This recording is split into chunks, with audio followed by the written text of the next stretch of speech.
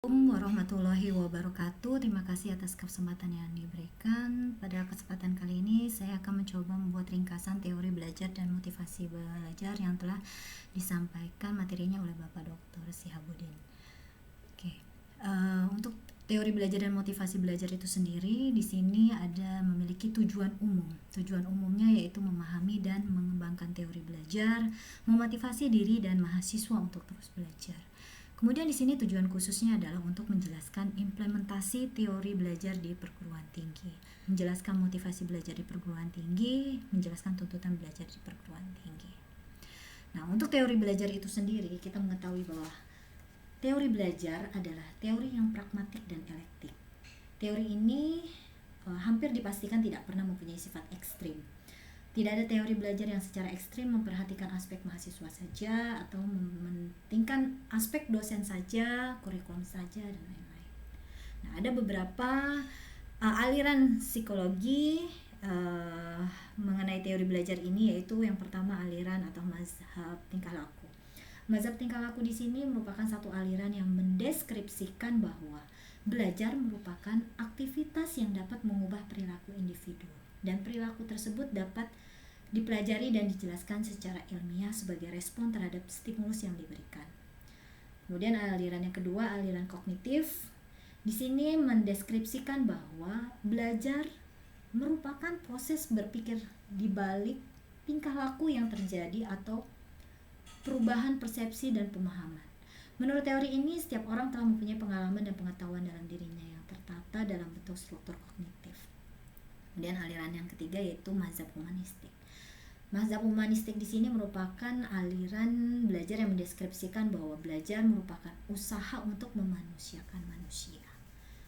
Nah, yang keempat, mazhab konstruktivistik, yaitu mendeskripsikan bahwa belajar merupakan proses di mana belajar secara aktif mengkonstruksi atau membangun pengetahuan, gagasan atau konsep baru didasarkan atas pengetahuan awal yang telah dimiliki.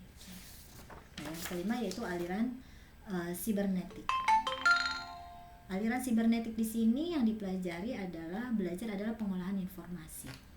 Sistem informasi menentukan terjadinya proses belajar. Nah, ini ada beberapa 5 aliran dalam teori belajar. Nah, dalam teori belajar dan penerapannya, teori belajar itu mempelajari deskriptif, asumsi dasar, pengertian belajar, tujuan belajar, serta kritik. Yang kemudian memunculkan teori instruksional, membahas tentang preskriptif, pengaruh teori belajar, terapan praktis, kemudian model-model PBM. Nah, model-model PBM di sini kemudian diterapkan dalam PBM itu sendiri, yaitu tergantung pada kenyataan, pengaruh teori belajar, keterampilan mengajar, langkah rinci dari PBM.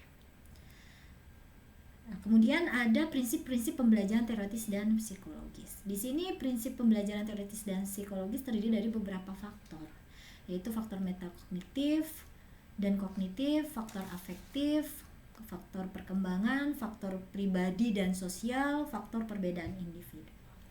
Untuk faktor metakognitif dan kognitif itu sendiri, itu menggambarkan bahwa peserta didik berpikir dan mengingat serta penggambaran faktor-faktor yang terlibat dalam proses pembentukan makna informasi dan pengalaman. Sedangkan untuk faktor afektif di sini menggambarkan bagaimana keyakinan, emosi dan motivasi mempengaruhi cara seseorang menerima situasi pembelajaran. Seberapa banyak orang belajar, usaha yang mereka lakukan untuk mengikuti pembelajaran.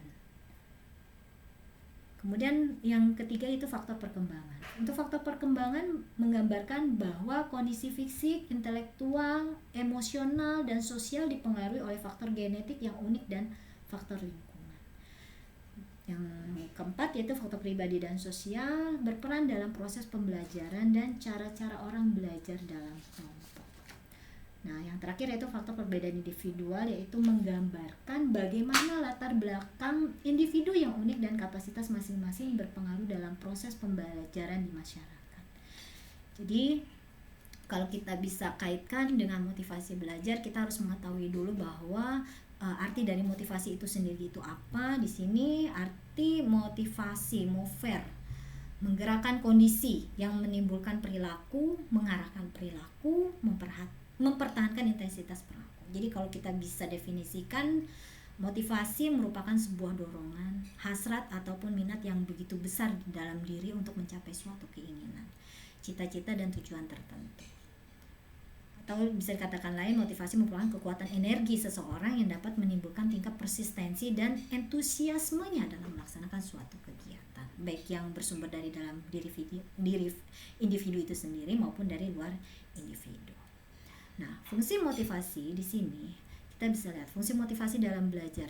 Motivasi merupakan suatu yang paling mendasar dan harus ada dalam proses belajar. Kemudian motivasi selalu bertalian dengan suatu tujuan. Nah, fungsi motivasi di sini sebagai pendorong untuk berbuat sesuatu dari setiap aktivitas yang dilakukan. Kemudian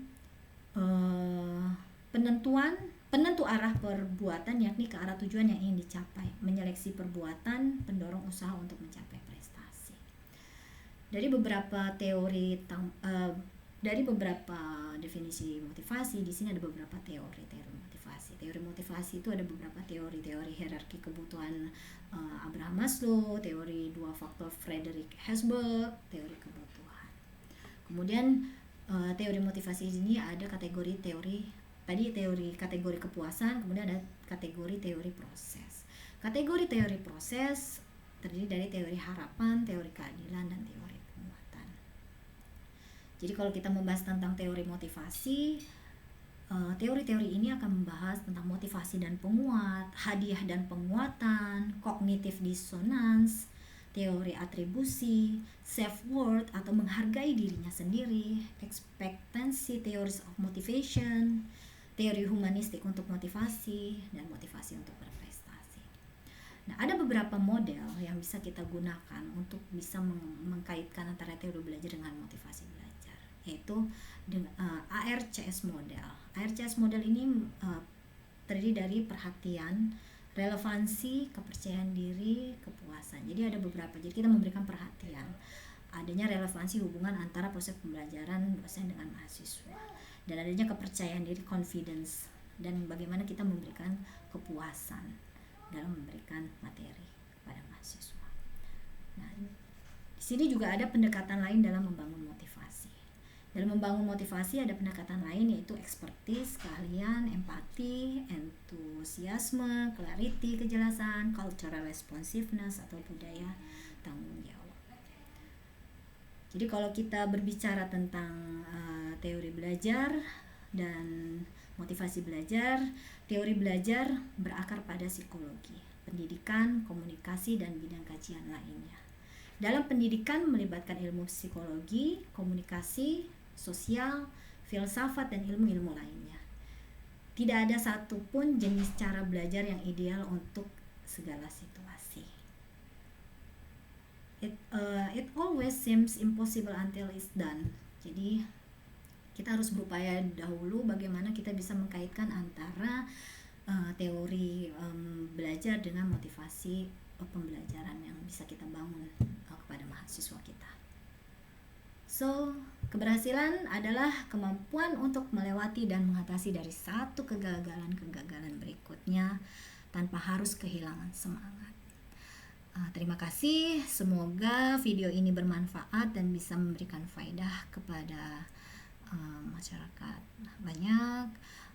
Masih banyak kekurangan dalam video ini. Akhir kata saya ucapkan assalamualaikum warahmatullahi wabarakatuh.